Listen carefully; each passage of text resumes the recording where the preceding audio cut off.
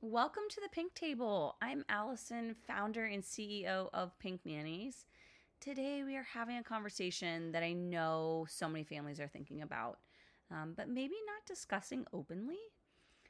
There has been an increased conversation in the media around immigration enforcement. And when you employ someone in your home, especially in the DMV area, it's very natural to wonder, does this affect my household? And should I be thinking about something differently? Before we go into any further, this conversation is not about politics or policy opinions or taking sides. It's about responsibility. If someone works in your home, you're an employer. And employers plan, employers prepare, and they operate with clarity. There is an estimated 2.2 million domestic workers in the United States as of 2025. In Washington, D.C. alone, there's an estimated 47,000 domestic workers. That's not a small community, it's a major workforce. Um, in the DMV, especially, this workforce is woven into how life functions. I know physicians, attorneys, federal employees, entrepreneurs, dual career households, they all rely on it. So today we're talking about what it means to lead your household responsibly in this moment. I am joined by Erica Sklar, the lead national organizer in Hand in Hand, the Domestic Employers Network. Erica's organizing has taken so many shapes, from nonviolent direct action to the right to fight for environmental justice through the policy change as a director on Washington State's campaign for carbon tax. She has also worked for Representative Pramila Jayapal and the ACLU of Washington, where she tracked nearly 1,000 bills making their way through the state legislature. In her role as national organizer, Erica leads hand in hand policy and implementation campaigns in cities and states across the country and really supports the passage of federal policy. She lives in Richmond, Virginia. Erica, thank you so much for being here. Thank you so much for having me. I'm thrilled to be here. Really, off the top, just want to appreciate the tone that you're setting and share that in our work at Hand in Hand, we know that families really want to do the right thing, and they don't always know what that is. So I'm glad we're here together to create some clarity. Awesome. I am too. Well, let's start with a big question. Families are hearing about immigration enforcement in the news. Some feel really concerned, others feel unsure. And as we know, there's a lot of confusion. So, from your perspective, why should domestic employers at least be aware of this moment? Yeah, it's a great question. And you're right, a question that many people across the country are thinking about, and especially employers of domestic workers like nannies and also home care workers and house cleaners. The reality is that domestic work takes place behind closed doors in private homes, but it is still employment. And almost half of domestic workers across the country are immigrants. More than half in many cities are immigrants. And at this moment, even when someone's legal status is secure, broader enforcement activity creates a lot of uncertainty within communities, and families really need to have things like emergency plans and precautions in place, not just to be sure that they're caring for and have a plan for people who work for them, but also so that they have good backup care for children, people with disabilities, or older adults in case enforcement does impact our own homes. Awareness really just means that you know what's going on and how it might influence what's happening in your own home and how safe and stable your own employee might feel coming to work. So we say at Hand in Hand that being prepared is also a form of good management and being a good employer. Yeah, and that word management is so important. In the DMV, many of our families work inside highly structured systems.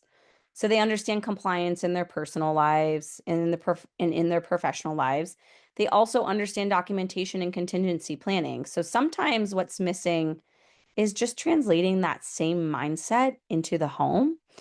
If you can manage risk in your office, you can also manage it in your household.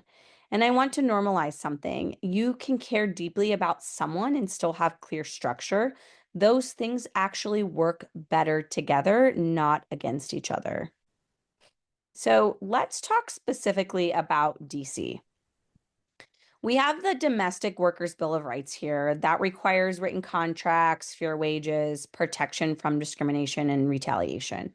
What does it truly mean to treat your home like a professional workplace? Great question. When your home is a professional workplace, that means that you're recognizing employment law applies, even when the setting is your house and it feels personal and very intimate. So, especially with regard to the Domestic Workers Bill of Rights, that written agreement does a lot of work to clarify things like compensation, when people get paid, overtime pay, time off, expectations of the job, and things like boundaries.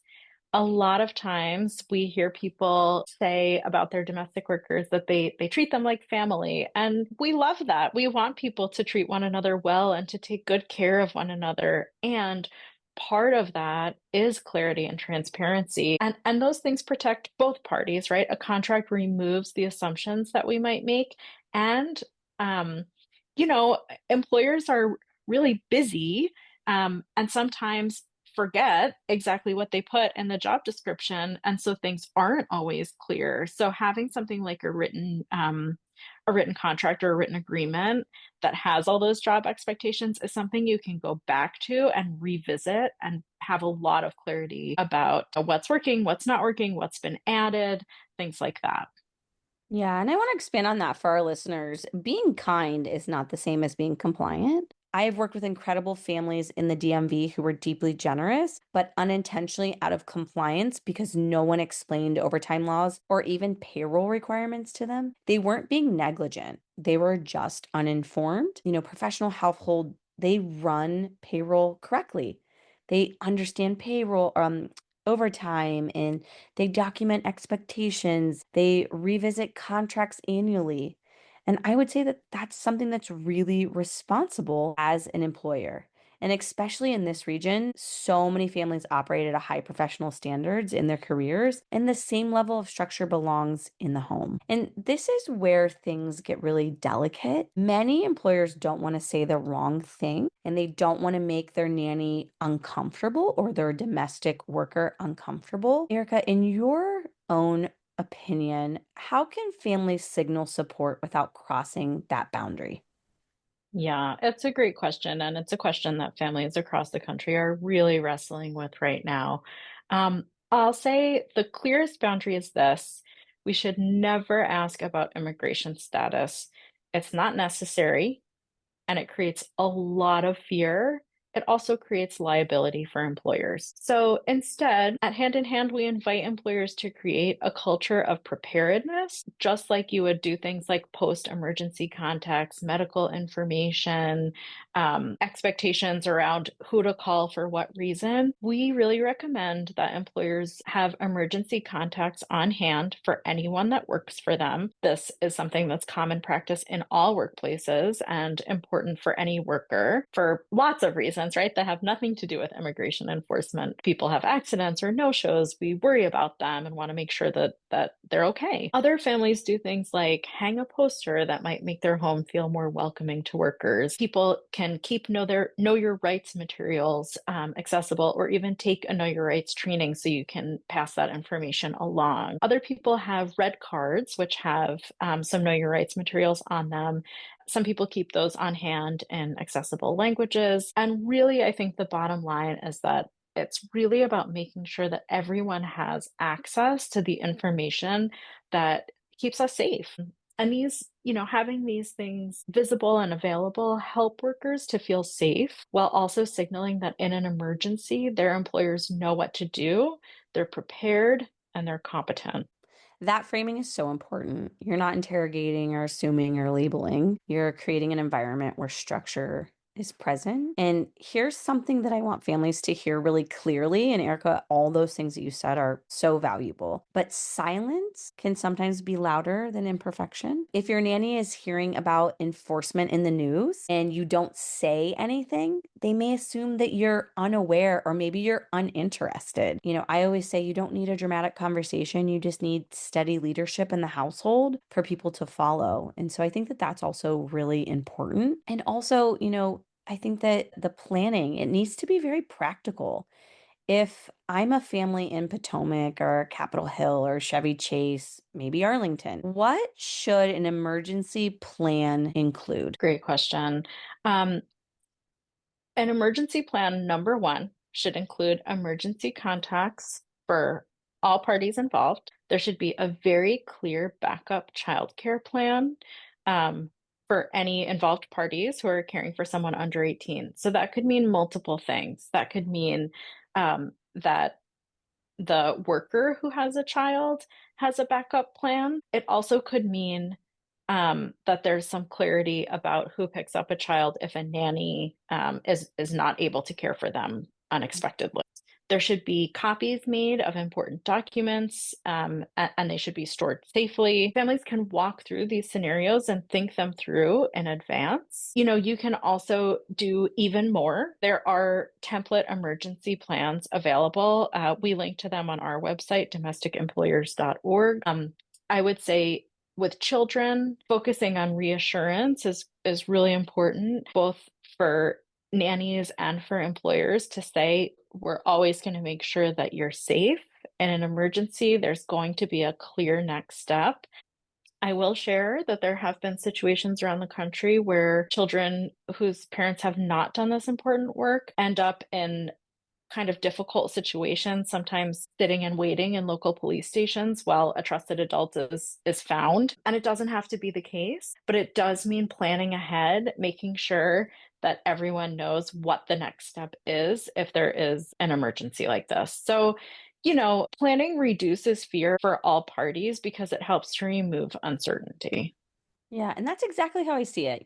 If you think about this, we plan for snowstorms, we plan for sick days, we plan for travel delays. This is simply contingency planning. And for families listening, creating a one-page emergency plan, it doesn't signal panic. It says, I take my role as an employer seriously. And beyond contracts and emergency plans, Erica, what are practical adjustments families can consider day to day? Well, there's a whole slew of them, but definitely things like shifting errands so that domestic workers are not needing to be out and about, so that families take care of those errands could be one thing, or using delivery services instead.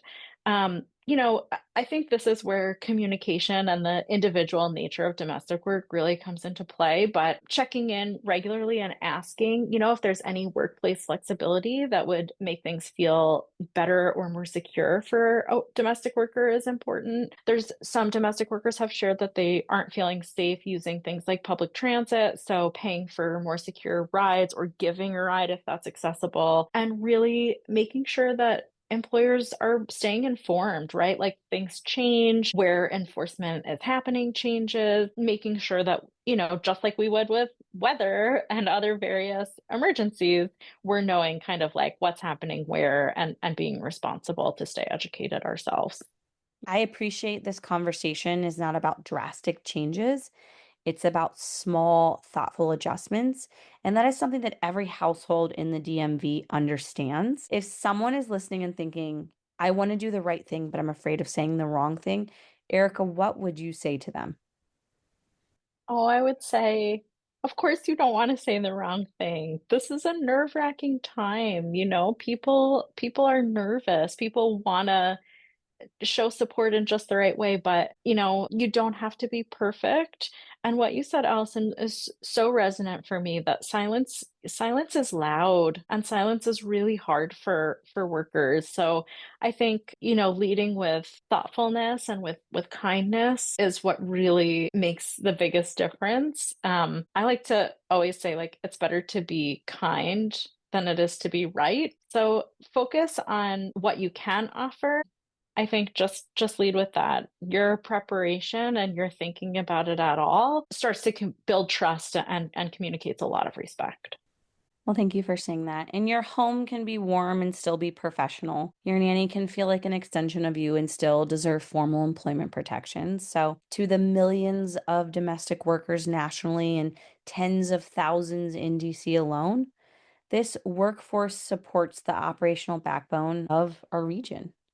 When you employ someone, you are stepping into leadership, and That's not political. It is responsible, and dignity is not optional. Erica, thank you so much for taking your time today to speak with me. And thank you to all of our listeners who's here joining us at the pink table. Thanks so much, Allison. It was a pleasure to join you today. Thank you. Have a great day.